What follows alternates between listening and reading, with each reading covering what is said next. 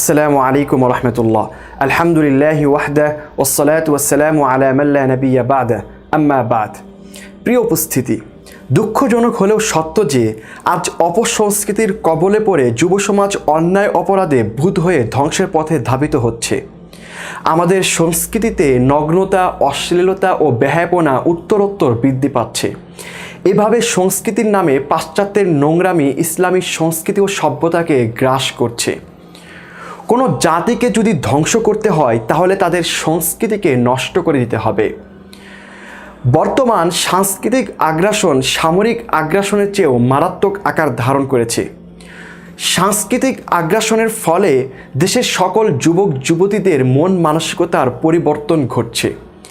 তাদের নৈতিকতা ভিতর থেকে নষ্ট করে দেওয়া হচ্ছে। মানুষ হয়ে পড়ছে অন্তঃসার শূন্য।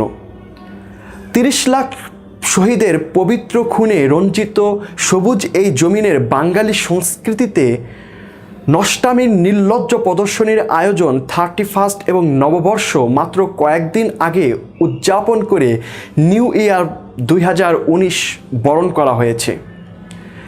আর ঘন্টা কয়েক পরে উদযাপিত হতে যাচ্ছে ভ্যালেন্টাইন্স ডে বা বিশ্ব ভালোবাসা দিবস। ভালোবাসা এক পবিত্র জিনিস যা আমরা আল্লাহ রাব্বুল আলামিনের পক্ষ থেকে পেয়েছি। ভালোবাসা শব্দটি ইতিবাচক। পবিত্র ভালোবাসার সাথে অপবিত্র ও নেতিবাচক কোনো কিছুর সংমিশ্রণ হলে তা আর ভালোবাসা থাকে না, তা হয়ে যায় ছলনা, প্রতারণা ও স্বার্থপরতা। তাই পবিত্র ভালোবাসার প্রতি দৃষ্টিতে একটি কবুল হজের সওয়াব পাওয়া যায়। আবার এমন ভালোবাসাও রয়েছে যার প্রতি দৃষ্টিতে জিনা হয়। অবশ্যই আমাদের ভালোবাসার মানদণ্ড হতে হবে একমাত্র আল্লাহ তাআলার সন্তুষ্টি। শুধুমাত্র আল্লাহ তাআলার সন্তুষ্টির জন্যই কাউকে ভালোবাসতে হবে।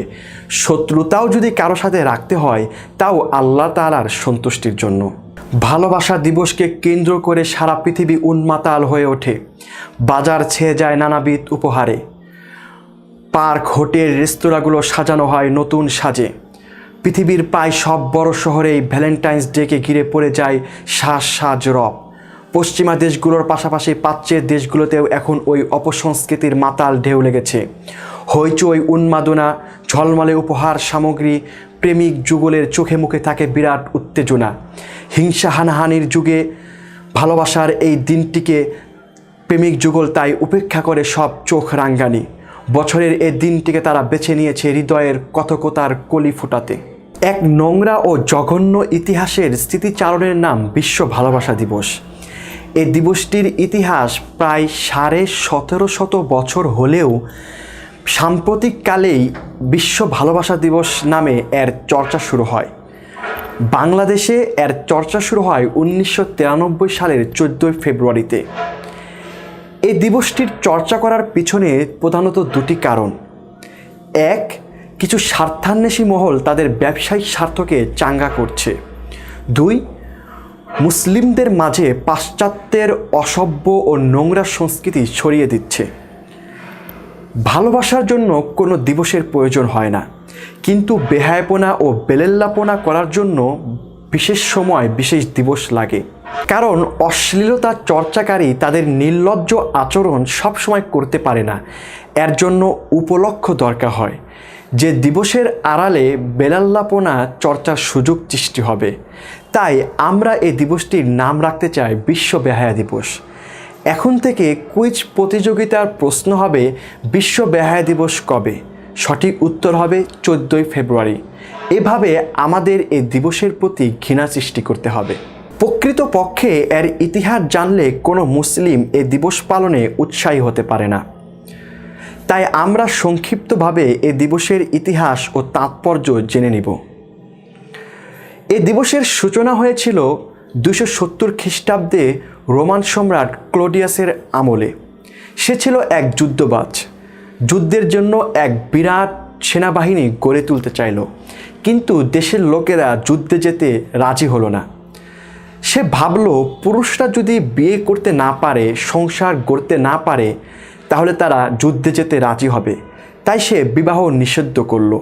তার নিষিদ্ধতাকে অমান্য করে বিদ্রোহ ঘোষণা করল ভ্যালেন্টাইন নামক এক ধর্মযাজক।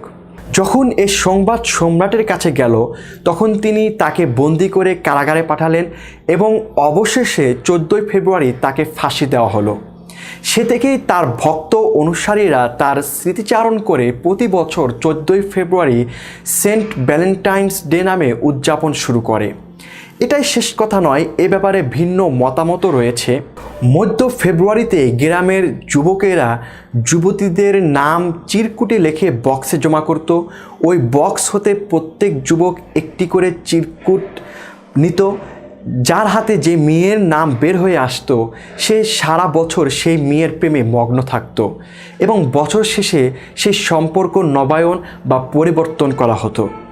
ইতিহাস থেকে জানা যায় যে গ্রিকরা, রোমানরা এই দিনে অবাধ যৌনাচারের উৎসব করত। পরবর্তীতে এই অবাধ যৌনাচারের উৎসবকে পাদ্রীরা কিছুটা পরিবর্তন করে সেন্ট ভ্যালেন্টাইন্স ডে নামে উদযাপন শুরু করে। কিন্তু মিডিয়া তাদের স্বার্থ হাসিলের জন্য ভ্যালেন্টাইন্স ডেকে পরিবর্তন করে বিশ্ব ভালোবাসা দিবস নামে প্রচারণা শুরু করে। এই দিবসের চর্চা শুরু করার পর থেকেই নৈতিকতার অবক্ষয় দাবানলের মতো ছড়িয়ে যাচ্ছে। নির্লজ্জতা ও বেহায়াপনা জাতীয়ভাবে স্বীকৃতি লাভ করেছে। তরুণ তরুণীরা বিবাহপূর্ব দৈহিক সম্পর্ক গড়তে কোনো রকম কুণ্ঠাবোধ করে না। যৌন আবেগকে সুরসুরি দিয়ে সমাজে বিশৃঙ্খলা ও ফাসাদ সৃষ্টি করা হচ্ছে, অথচ আল্লাহ তাআলা ফাসাদ সৃষ্টিকারীদেরকে ভালোবাসেন না। পত্রিকা খুললেই আমরা দেখতে পাই কন্যা শিশুকে ধর্ষণ, বৃদ্ধাশ্রম থেকে এক মায়ের আবেগময় চিঠি। ভালোবাসা দিবসের নামে নির্লজ্জতা বৃদ্ধি পাওয়ার কারণে জিনা, ব্যভিচার, ধর্ষণ ও খুন ব্যাপকভাবে বৃদ্ধি পাচ্ছে। আব্দুল্লাহ ইবনে আব্বাস রাদিয়াল্লাহু তাআলা আনহু হতে বর্ণিত, রাসূল সাল্লাল্লাহু আলাইহি ওয়াসাল্লাম বলেন, ওয়ালা ফাশাজ জিনা ফি কওমিন ইল্লা কাসরা ফীহিমুল মাউত। যে জনগোষ্ঠীর মধ্যে ব্যভিচার ব্যাপক হবে তথায় মৃত্যুর আধিক্য ব্যাপকভাবে দেখা দিবে। এই ভাষ্য বর্তমান বিশ্বের বাস্তব চিত্রের প্রমাণ বহন করে। অবাধ যৌনাচারের ফলে এইডস নামক ঘাতক ব্যাধি রোগ বর্তমান বিশ্বে মারাত্মক আকার ধারণ করেছে। ওয়ার্ল্ড হেলথ অর্গানাইজেশনের তথ্য অনুসারে এইডসের কারণে এ পর্যন্ত 35 মিলিয়ন লোক মারা গেছে। তাই আমাদের এ সম্পর্কে সচেতন হতে হবে। যুব সমাজকে এসব ইতিহাস জানতে হবে। যুব সমাজকে অপসংস্কৃতির কবল থেকে রক্ষা করতে হলে ইসলামিক বিনোদনমূলক সংস্কৃতি গড়ে তুলতে হবে। যুব সমাজ হলো জাতির প্রাণ, দেশের ভবিষ্যৎ। তাদের নৈতিকতার অধপতন হওয়া মানে এই জাতির ভবিষ্যৎ ধ্বংস হওয়া।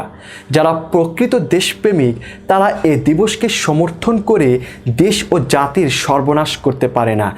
তাই আসুন আমরা সকলের সাথে শেয়ার করে সচেতন হয়ে এ দিবসকে না বলে আওয়াজ তুলি। আল্লাহ তাআলা আমাদের তৌফিক দান করেন। জাযাকুমুল্লাহু আহসানাল জাযা। আসসালামু আলাইকুম ওয়া রাহমাতুল্লাহ।